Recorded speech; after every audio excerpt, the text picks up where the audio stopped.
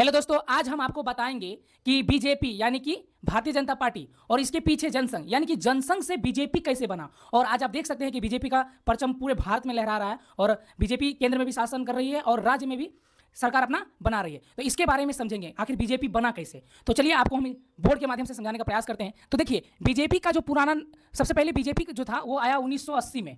इसका जो पहले बता देते हैं, जो इसका स्थापना हुआ 6 अप्रैल 1980 में बीजेपी पार्टी बना। बीजेपी का जो फुल फॉर्म होता है भारतीय जनता पार्टी, लेकिन इससे पहले जो था बीजेपी का पुराना नाम था भारतीय जनसंघ। अब यह आपको समझाने का प्रयास करेंगे कि आखिर यह भारतीय जनसंघ से बीजेपी कैसे बना। तो भारतीय जनसंघ का जो स्थापना किया गया था वो श्यामा प्रसाद मुखर्जी के द्वारा किया गया था। श्यामा प्रसाद मुखर्जी ये बंगाल के कोलकाता में इनका जन्म हुआ था। ये शुरू से ही पढ़ने में बहुत ही तेज तर्रार बुद्धिमान व्यक्ति थे। इन्होंने अपनी प्रारंभिक शिक्षा दीक्षा कोलकाता में किए और उसके बाद इन्होंने पढ़ाई करने के बाद इन्होंने वकालत किया, पढ़ाई में वकालत, और साथ में ये एक राजनेता भी बने। और राजनेता बनने के बाद ये चाहते थे कि अपनी विचारधारा के अनुसार जो समाज में बदलाव करें और देश को आगे ले जाने का प्रयास कर रहे थे। लेकिन होता यह है कि इनका जो बुद्धि था उनको देखकर पंडित जवाहरलाल नेहरू जिनका नाम है जवाहरलाल नेहरू ने, जब मंत्रिमंडल में अलग अलग जितने भी योग्यता वाले व्यक्ति थे उनको जो मंत्री का पद दे रहे थे, तो प्रसाद मुखर्जी को जवाहरलाल नेहरू ने मंत्री बनाया। लेकिन जब जवाहरलाल नेहरू ने श्यामा प्रसाद मुखर्जी को मंत्री बनाया तो उनका जो विचारधारा था श्यामा प्रसाद मुखर्जी का वो जवाहरलाल नेहरू के अकॉर्डिंग नहीं था। तो उन्होंने क्या किया, मंत्री का जो पद से त्याग पत्र दे दिया कि हमको मंत्री का पद नहीं रखना है, हम अपने आप में लीडर बनेंगे, हम अपने आप में बदलाव करने का प्रयास करेंगे। तो क्या होता है कि 1950 में जो है मंत्री का पद से त्याग पत्र दे देते हैं मंत्री से। और 1951 में, ध्यान रखना है ये डेट, 1951 में जनसंघ का स्थापना कर देते हैं, जनसंघ। और यहां से स्टार्टिंग हो जाता है जनसंघ।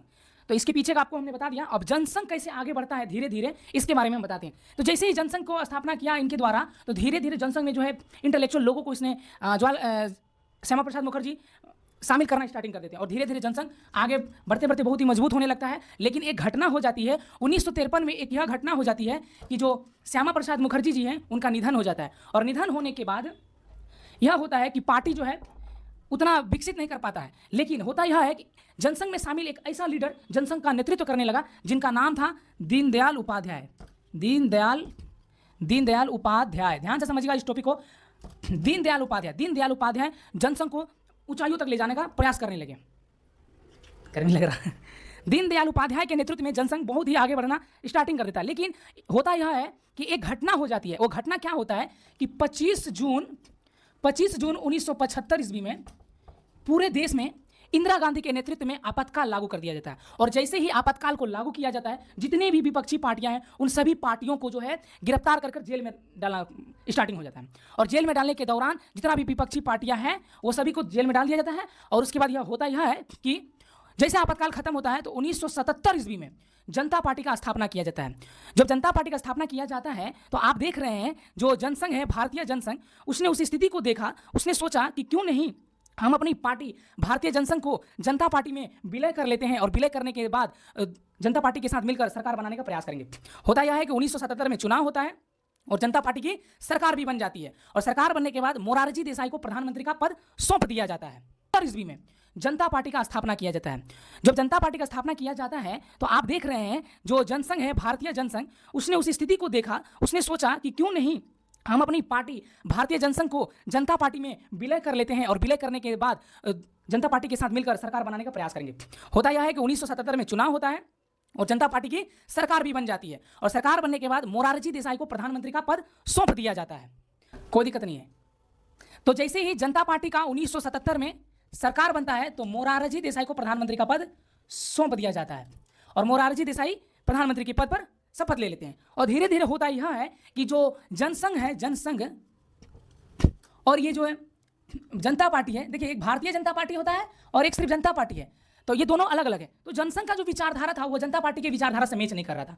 और होता है यह है कि जनसंघ का जो नेतृत्व करता था वो करते ये हैं कि जनता पार्टी से वो निकल जाते हैं, तो जनता पार्टी का सरकार फिर गिर जाता है। और जैसे ही जनसंघ जनता पार्टी से निकलता है उस बाद 6 अप्रैल 1980 में जनसंघ का नाम को बदलकर बीजेपी रख दिया जाता है, बीजेपी। और यहीं से शुरुआत हो जाता है बीजेपी यानी कि भारतीय जनता पार्टी। और इसका अध्यक्ष बनाया जाता है अटल बिहारी वाजपेयी को। किसको? अटल बिहारी वाजपेयी जी को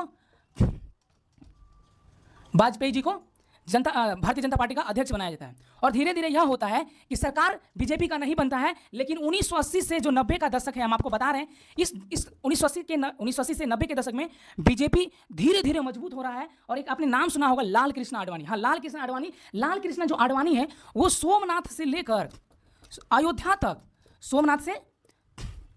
सोमनाथ से अयोध्या तक रथ यात्रा को प्रारंभ करते हैं। और रथ यात्रा प्रारंभ करने से जितने भी देश में हिंदू थे, वो हिंदू का जो है एक तरह से झुकाव, नींव पड़ जाता है बीजेपी का तरफ, और पूरे देश का नजर बीजेपी पार्टी पर हो जाता है। और रथ यात्रा उन्होंने लाल कृष्ण आडवाणी जिनका नाम है वो स्टार्टिंग करते हैं, लाल कृष्ण आडवाणी। और पूरे देश के हिंदू को उन्होंने जोड़ने का काम करते हैं। लेकिन यह सरकार अभी नहीं बनती है बीजेपी का, समय लगता है। कहा जाता है कि ना, हर एक चीज में समय लगता है, धीरे धीरे होता है। तो 1996 में चुनाव होता है, और 1996 में किसी भी पार्टी को ध्यान रखना है, यह टॉपिक बहुत इंपॉर्टेंट है, देना यह है कि 1996 में चुनाव होता है, 1996 में। और इस चुनाव में किसी भी पार्टी को बहुमत नहीं मिलता है, चाहे वो बीजेपी हो, चाहे कांग्रेस हो, चाहे टीएमसी हो, या कोई भी पार्टी हो। उन सभी पार्टी को जो बहुमत नहीं मिलता है, तो जो सबसे अधिक सीट आया था वो बीजेपी का आया था। तो राष्ट्रपति के द्वारा इनको कहा गया कि आप सरकार बनाइए। तो बीजेपी ने प्रधानमंत्री का पद पर अटल बिहारी वाजपेयी थे। अटल बिहारी वाजपेयी अपना बहुमत साबित करने की कोशिश कर रहे थे, लेकिन हुआ यह कि 13 दिन बीत गया और बहुमत साबित नहीं कर पाए, क्योंकि बीजेपी के साथ कोई भी पार्टी गठबंधन नहीं कर पाया। और बहुमत न साबित करने के बाद 13 दिन के बाद बीजेपी का सरकार गिर गया, अटल बिहारी वाजपेयी प्रधानमंत्री के पद से हट गए। और होता यह है कि कुछ यहाँ पे जो है ना, आपको एक चीज समझाने का प्रयास करेंगे। जो 1996 है, यहाँ पर बहुत सारी पार्टियां चुनाव लड़ी थी, तो उसमें से कुछ पार्टियां मिलकर उसका साथ दे रहा था कांग्रेस भी साथ दे दिया बाहरी से सपोर्ट, और सरकार बन जाता है अन्य दल का। और महज 18 मंथ के सरकार चलता है दूसरे पार्टी का, और फिर यह सरकार कांग्रेस जो है इससे समर्थन वापस खींच लेता है, क्योंकि जो ये दल था वो कांग्रेस के अकॉर्डिंग काम नहीं कर रहा था। और 1998 में चुनाव होता है, और 1998 के चुनाव में इस बार जो सबसे ज़्यादा जो सीट मिलता है वो फिर बीजेपी को मिलता है।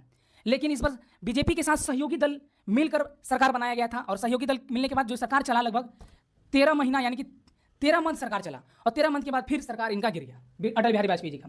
उसके बाद फिर 1999 में चुनाव होता है। कितना में होता है? 1999 में चुनाव होता है। और 1999 के चुनाव में अटल बिहारी वाजपेयी प्रधानमंत्री के पद पर शपथ लेते हैं, क्योंकि उनको बहुमत मिला था। और इस समय एनडीए का सरकार बना। देखिए, एनडीए एक गठबंधन है, इस समय एनडीए का सरकार बनता है, और यह पूर्णकालिक बना। पूर्णकालिक का कहने का मतलब है 5 साल तक, 5 साल तक ये पूरा शासन कार्यकाल रहा, इसमें किसी भी प्रकार का सरकार नहीं गिरा। तो ध्यान से समझें आप कि पहला जो सरकार बना वो 13 दिन के लिए बना, दूसरा बार जब बना तो वो 13 महीना के लिए बना, और तीसरा बार जब अटल बिहारी वाजपेयी प्रधानमंत्री बने तो पूर्णकालिक 5 साल के लिए सरकार बना। और इसी 5 साल का जो कार्यकाल था, इनका कार्यकाल में 1999 में आप सभी को पता होगा कि कारगिल युद्ध हो जाता है। और 1999 में 98 और 99 के बीच जो है परमाणु परीक्षण, यानी कि पोखरण में परमाणु परीक्षण होता है, और अटल बिहारी वाजपेयी जो है परमाणु बम, और अटल बिहारी वाजपेयी एपीजे अब्दुल कलाम के सहयोग से परमाणु बम बनाते हैं। तो इस प्रकार होता यह है कि 1999 से 2004 आते आते इनका कार्यकाल समाप्त हो जाता है, और 2004 में फिर इलेक्शन होता है। और 2004 के इलेक्शन में कांग्रेस यानी कि कांग्रेस पार्टी को सरकार बनता है। 2004 से 2009 तक फिर कांग्रेस पार्टी बनती है। 5 साल यहाँ पर कांग्रेस फिर राज करता है। फिर ध्यान से समझिएगा, फिर 2009 से 2014 तक कांग्रेस सत्ता में आता है और फिर शासन करता है, यानी कि 2004 से 2014 तक लगभग 10 वर्षों तक कांग्रेस फिर शासन करता है। लेकिन होता यह है कि 2014 में एक ऐसे व्यक्ति आते हैं सत्ता में, और सत्ता का परिवर्तन कर देते हैं, जिनका नाम रहता है श्री नरेंद्र मोदी। और नरेंद्र मोदी 2014 से आने के बाद अभी तक 2026 चल रहा है, 2026 तक सत्ता में बैठे हुए हैं। और इस प्रकार आपको हमने जनसंघ से कैसे बीजेपी बना, बीजेपी ने कैसे कैसे शासन किया, एक नॉर्मल वे में बताएं। अगर पूरे अंदर से इसको बताएंगे तो हमारा वीडियो हो सके बहुत लंबा हो जाएगा। पूरे अंदर का हर एक चीज नहीं बताएं, जो ऊपर का चीज होता है, नॉर्मली चीज हमें आपको जानकारी दी। यदि आपको हमारा जानकारी अच्छा लगता है तो यार प्लीज लाइक करें, कमेंट करें, और हमें इससे प्रेरणा मिलेगा, ताकि हम हर एक टॉपिक पर वीडियो बनाने का प्रयास करें, चाहे लोकसभा हो, राज्यसभा हो, विधानसभा, विधान परिषद, राष्ट्रपति का अध्यादेश, राष्ट्रपति का निर्वाचन, एकल संक्रमणीय अनुपातिक पद्धति द्वारा, मतलब सभी चीज के बारे में हम बनाने का प्रयास करेंगे, यदि आप लोगों का सपोर्ट रहता है। तो मिलते हैं एक और अलग वीडियो में एक अलग अंदाज के साथ। तब तक के लिए जय हिंद।